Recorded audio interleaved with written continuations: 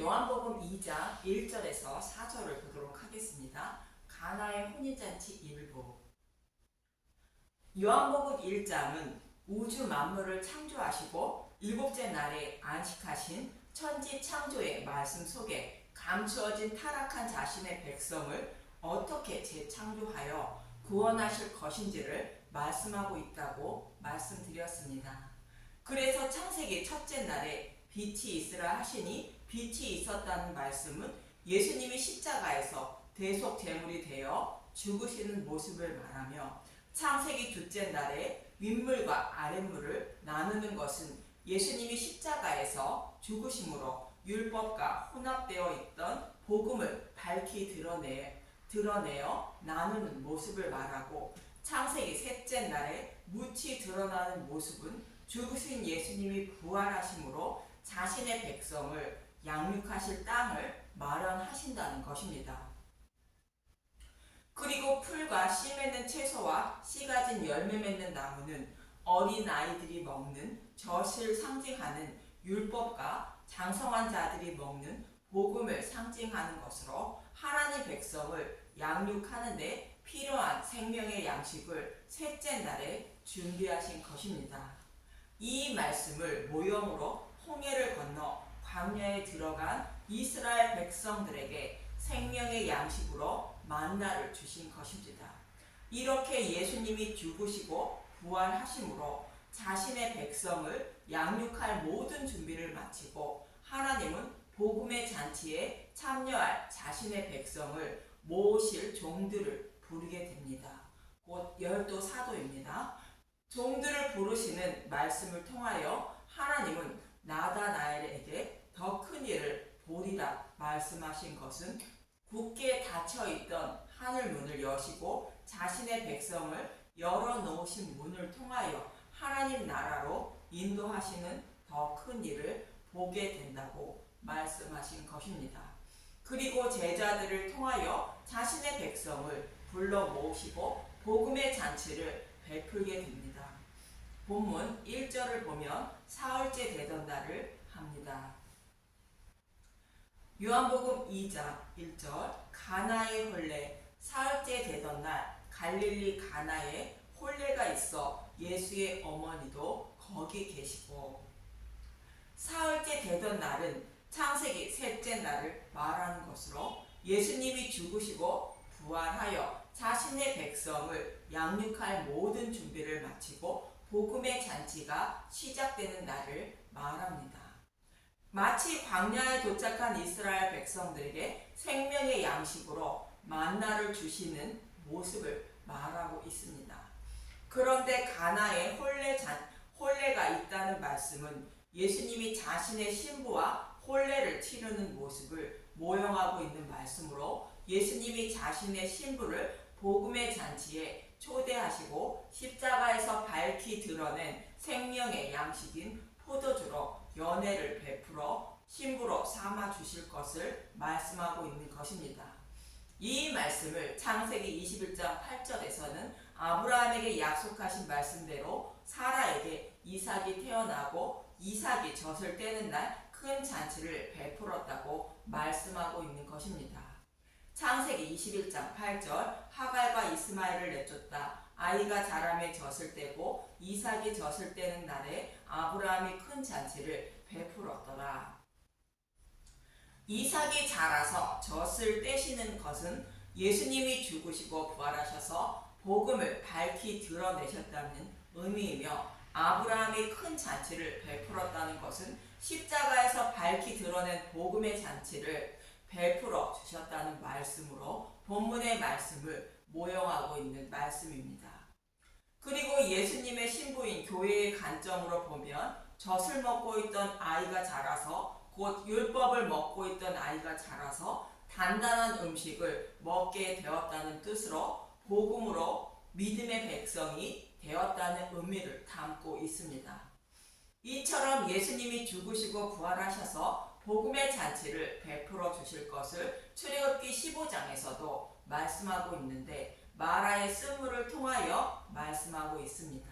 먼저 마라의 쓴물의 배경을 보면 유월절 양의 죽음으로 바라의 노예에서 해방된 이스라엘 백성의 모습이 창세기 첫째 날로 예수님이 십자가에서 대속의 죽음을 말하고 출애굽한 이스라엘 백성들이 홍해를 가르고 마른 땅으로 바다를 건너는 모습이 창세기 둘째 날에 윗물과 아랫물로 나누는 모습으로 율법 속에 감추인 복음을 밝히 드러낸 것을 말합니다.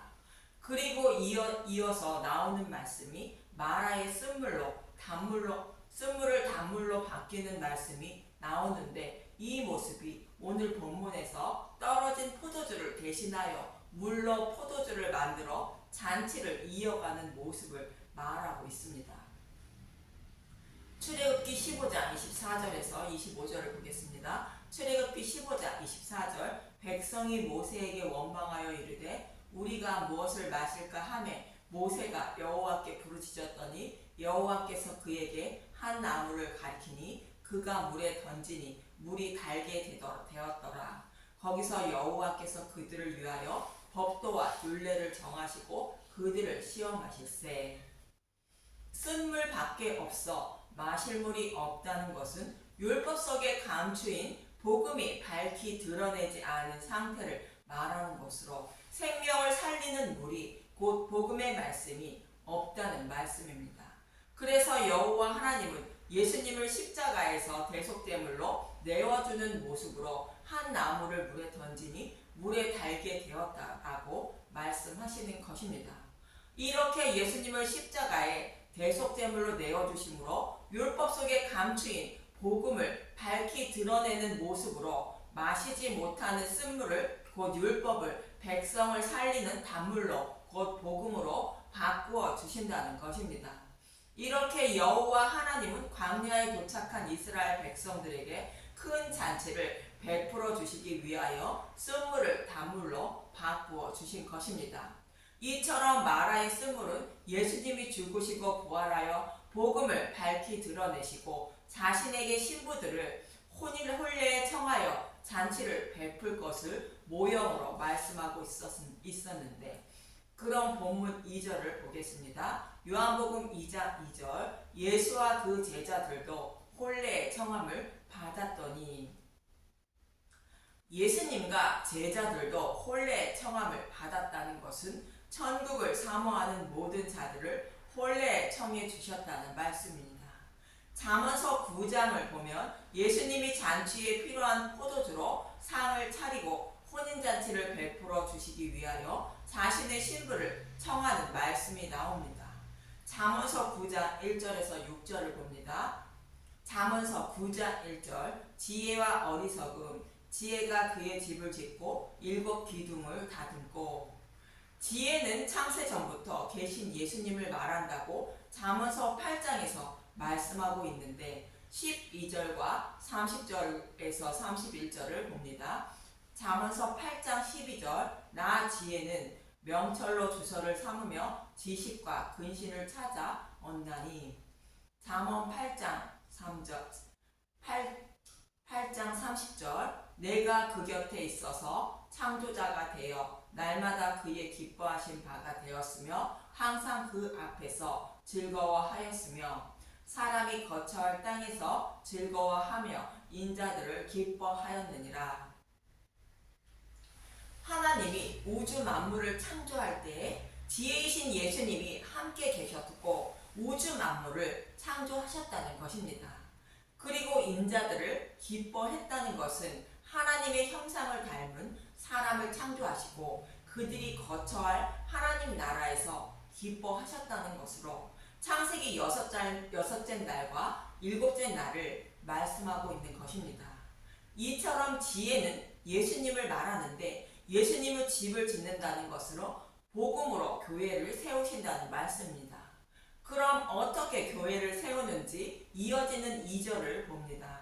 잠언 9장 2절. 짐승을 잡으며 포도주를 혼합하여 상을 갖추고. 여기서 짐승을 잡는다는 것은 예수님이 대속제물이 되어 십자가에서 죽으시는 모습을 말하고, 포도주를 혼합하여 상을 갖추는 것은 십자가에서 밝히 드러낸 복음으로 상을 차려 자신의 백성을 잔치에 초대하여 대접할 것을 말합니다. 이렇게 생명의 양식인 포도주로 잔치를 베풀어 모든 준비를 마친 예수님이 잔치에 참여할 자를 초청하게 됩니다. 이어지는 3절에서 6절을 보면 잠언서 9장 3절 자기의 여종을 보내어 성중 높은 곳에서 불러 이르기를 어리석은 자는 이리로 돌이키라. 또 지혜 없는 자에게 이르기를 너는 와서 내 식물을 먹으며 내 혼합한 포도주를 마시고 어리석음을 버리고 생명을 얻으라. 명철의 길을 행하라 하느니라. 어리석은 자와 지혜 없는 자는 복음을 알지 못해 흑암에 사는 자들을 말하는데, 그들에게 십자가에서 밝히 드러낸 복음의 포도주를 마시고 생명을 얻으라 청하게 된다는 것입니다. 저와 여러분도 어리석고 지혜 없는 자들이었는데 예수님이 십자가를 통하여 준비하신 잔치에 초청받아 포도주를 마시고 즐거워하며 생명을 얻고 있는 모습인 것입니다. 이렇게 잔치에 초청받아 포도주를 마셔야 생명을 얻게 되는데, 가나의 혼인잔치에는 포도주가 떨어졌다고 본문 3절은 말하고 있습니다. 요한복음 2장 3절 포도주가 떨어진지라 예수의 어머니가 예수에게 이르되 저들에게 포도주가 없다 하니, 잔치에 포도주가 떨어졌다는 것은 율법의 행위로는 의롭다 여김을 받지 못한다는 의미로 이스라엘 백성들이 율법으로 잔치를 벌이고 있지만 구원에 이르지 못한다는 말씀입니다. 이러한 율법 시대가 막을 내림을 말하는 것으로 누가복음 16장 10절에는 이렇게 말하는 것입니다. 누가복음 16장 16절 율법과 선지자는 요한의 때까지요 그 후부터는 하나님 나라의 복음이 전파되어 사람마다 그리로 침입하느니라. 율법과 선지자는 율법 시대를 말하는데 세례 요한의 때까지 율법 시대라는 것으로 예수님이 십자가에서 복음을 밝히 드러내심으로 복음의 시대가 개막되어 복음의 잔치가 베풀어질 것을 말하는 것입니다. 이렇게 포도주가 떨어졌다는 것은 복음의 시대의 개막을 알리고 있는 것입니다. 그래서 예수의 어머니 마리아는 예수에게 포도주가 떨어졌다고 알리는 것으로 마리아는 예수님이 포도주로 잔치를 베풀어 주실 것을 알고 있었던 것입니다. 예수님이 포도주로 잔치를 베풀어 주실 것을 말씀하고 있는 이사야 25장 6절에서 8절을 보는데 먼저 배경부터 살펴봅니다. 이사야 24장은 여호와께서 온 땅을 심판하실 것을 경고하시는 말씀이고, 이어지는 25장 1절에서 5절은 이러한 심판 속에서 구원받은 자들이 하나님을 찬양하는 말씀이 나오는데, 이들이 구원받아 하나님을 찬양하는 것처럼 하나님은 오래 저장하였던 밝은 포도주로 연회를 베풀어 주셔서 자신의 백성을 구원해 주실 것을 말씀하고 있는 문맥입니다. 그럼 이사야 25장 6절부터 보겠습니다. 이사야 25장 6절 여호와께서 연회를 베푸시리라. 만군의 여호와께서 이 산에서 만민을 위하여 기름진 것과 오래 저장하였던 포도주로 연회를 베푸시리니 곧 골수가 가득한 기름진 것과 오래 저장하였던 맑은 포도주로 하실 것이며, 이 산은 십자가에 세워진 시온산을 말하는데 이사야 24장 23절에 이 산을 이렇게 말하고 있습니다. 이사야 24장 23절 그때 달이 수치를 당하고 해가 부끄러워하리니 이는 만군의 여호와께서 시온산과 예루살렘에서 왕이 되시고 그 장로들 앞에서 영광을 나타내실 것임이니라. 그때는 예수님이 십자가에서 사탄의 머리를 밟는 때를 말하는 것으로 예수님이 십자가에서 죽으시고 부활하심으로 영적 예루살렘에서 왕이 되는 것이며 십자가에서 영광을 나타내는 것입니다. 이렇게 이 산은 십자가가 세워진 시온산을 말하는 것입니다. 이처럼 예수님이 십자가에서 죽으시고 부활하심으로 율법 속에 감추인 복음이 밝히 드러내는 것으로 이렇게 드러내신 복음이 오래 저장하였던 맑은 포도주인 것입니다. 오래 저장하였던 맑은 포도주라는 것은 창세전에 복음으로 타락한 백성을 구원하실 것을 계획하셨고 또 약속하셨던 것으로 창세전부터 복음으로 구원하실 것을 약속하셨던 말씀을 이루어 주신다는 뜻입니다. 이렇게 십자가에서 밝히 드러낸 복음으로 이방인도 구원하실 것을 이어지는 7절에서 8절은 말하고 있는 것입니다. 이사야 25장 7절 또 이 산에서 모든 민족의 얼굴을 가린 가리개와 열방 위에 덮인 덮개를 제하시며 십자가 사건 전에는 이스라엘 백성들도 복음을 알지 못했고 이방인들도 하나님에 대하여 알지 못했다는 것입니다. 그러나 십자가 사건 후에는 복음이 땅끝까지 전해지고 이방인도 구원받게 된다는 것으로 복음을 가린 가리개와 덮개를 없애고 개방해 주신다는 것입니다. 이사야 25장 8절 사망을 영원히 멸하실 것이라 주 여호와께서 모든 얼굴에서 눈물을 씻기시며 자기 백성의 수치를 온 천하에서 제하시리라 여호와께서 이같이 말씀하셨느니라. 사망을 영원히 멸하시고 모든 눈물을 씻기며 백성의 수치를 온 천하에서 제하시는 것은 오래 저장하였던 맑은 포도주를 곧 복음을 마시게 하여 믿음에 이르게 하시고 구원해 주신다는 뜻입니다.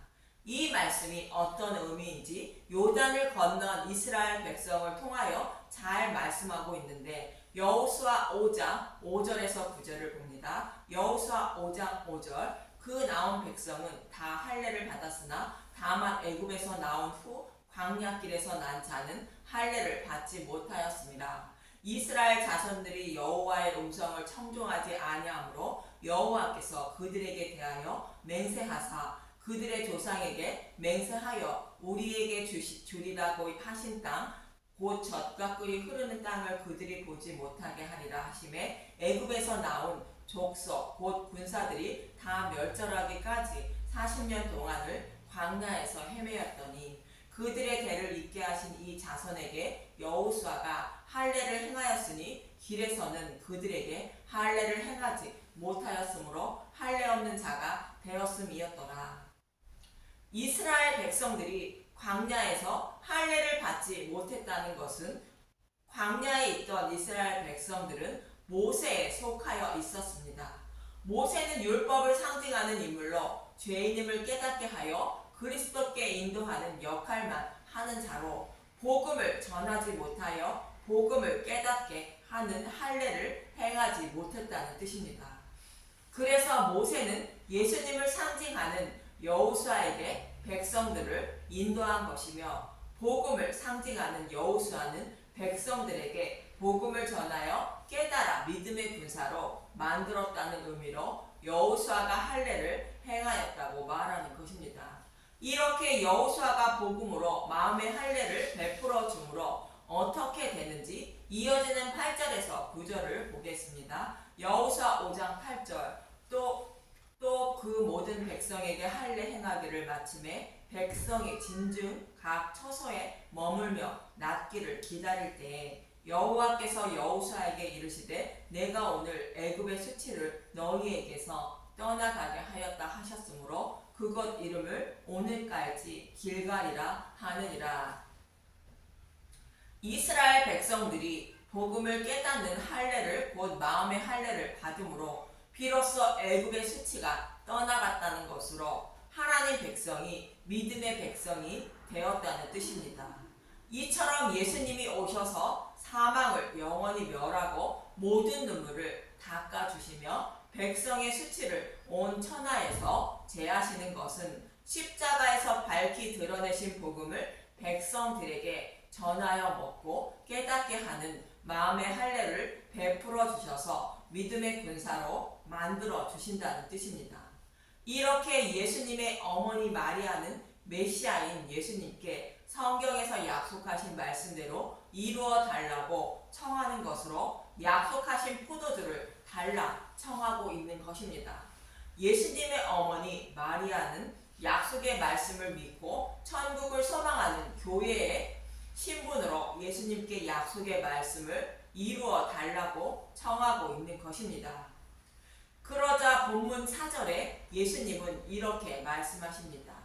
요한복음 2장 4절 예수께서 이르시되 여자여 나와 무슨 상관이 있나이까 내 때가 아직 이르지 아니하였나이다. 예수님은 어머니 마리아에게 곧 여자여라고 말씀하십니다. 이 말씀은 어머니 마리아가 성경에서 약속하신 말씀을 믿고 주님께 청한 것을 답변하시는 모습으로 여자여라고 말씀하시는데, 이 말씀은 교회여라는 말씀입니다. 그리고 나와 무슨 상관이 있나이까 라는 말씀은 가나의 혼례에 필요한 포도주와 성경에서 약속하신 포도주와 무슨 상관이 있느냐는 것입니다. 성경에서 약속하신 포도주는 포도로 만든 포도주가 아니라 십자가에서 대속 제물이 되어 율법 속에 감추인 복음을 밝히 드러낸 것을 포도주라 말씀하고 있는 것입니다. 곧 예수님의 살갑히 복음의 말씀을 말씀하고 있습니다. 예수님이 죽으시고 부활하셔야 복음을 밝히 드러낸 약속하신 포도주를 주실 수 있다는 것입니다. 그래서 예수님은 내 때가 이르지 않았다고 말씀하시는 것으로 예수님이 십자가에서 죽으실 때가 이르지 않았다고 말씀하시는 것입니다. 요한복음에서는 내 때가 이르지 않았다고 여러 번 말씀하고 있는데, 요한복음 7장 30절과 8장 20절만 봅니다. 요한복음 7장 30절 그들이 그 예수를 잡고자 하나 손을 대는 자가 없으니 이는 그의 때가 아직 이르지 아니하였음이러라. 이 말씀은 성전에서 가르칠 때에 현금함 앞에서 하셨으나 잡는 사람이 없으니 이는 그의 때가 아직 이르지 아니하였음이러라. 이처럼 예수님이 십자가에서 죽으실 때가 이르지 않았다고 말씀하고 있고, 요한복음 12장 27절과 17장 1절은 이렇게 말합니다. 요한복음 12장 27절 지금 내 마음이 괴로우니 무슨 말을 하리요? 아버지여 나를 구원하여 이때를 면하게 하여 주옵소서. 그러나 내가 이를 위하여 이때에 왔나이다. 요한복음 17장 1절 기도하시다 예수께서 이 말씀을 하시고 눈을 들어 하늘을 우러러 이르시되 아버지여 때가 이르렀사오니 아들을 영화롭게 하사 아들로 아버지를 영화롭게 하게 하옵소서. 예수님이 십자가에서 복음을 밝히 드러내어야 자신의 백성을 구원하실 수 있는 것으로 그 일을 이루게 해달라고 간절히 기도하시며 때가 이르렀다고 말씀하고 있는 것입니다. 이처럼 가나의 혼인잔치는 창세기 첫째 날에 십자가에서 밝히 드러낸 복음인 포도주로 잔치를 베풀어 주어 믿음의 군사인 예수님의 신부로 만들어 주시고, 하늘에 닿는 사닥다리를 곧 하늘문을 곧 열린 휘장을 통하여 하나님 나라로 인도하실 것임을 말씀하고 있는 것입니다. 이렇게 구원하실 것을 창세전에 계획하시고 또 약속하셨으며 그 약속의 말씀을 이루어 주시기 위하여 하나님이 육신의 몸을 입고 오셨다고 말씀하고 있는 것입니다. 저와 여러분도 예수님이 십자가에서 밝히 드러내신 포도주로 베풀어 주시는 혼인잔치에 초대되어 주일마다 이 포도주를 마시고 있는 것입니다. 또 저와 여러분은 예수님이 자신의 백성을 양육하시기 위하여 예비하신 땅에 거하는 분들임을 잊지 마시고 애굽에서 먹던 고기와 파와 마늘을 먹기 위하여 주일마다 교회에 나오지 마시고 우리의 신랑이신 예수님이 준비하신 물로 된 포도주를 마시기 위하여 교회에 나오셔야 하는 것입니다. 그리고 이 포도주를 주지 않고 마라의 쓴물처럼 곧 다른 복음, 곧 율법을 마시지 못하는 물을 주는 것을 먹고 즐거워하면 병들어 생명을 잃게 됨을 잊지 마시기 바랍니다. 그래서 늘 복음의 말씀을 포도주를 사모하며 성경의 말씀을 묵상하고 복음의 말씀을 곧 포도주를 듣고 먹어 예수님의 신부가 되는 저와 여러분이 되시길 간절히 소망하며 기도합니다. 감사합니다.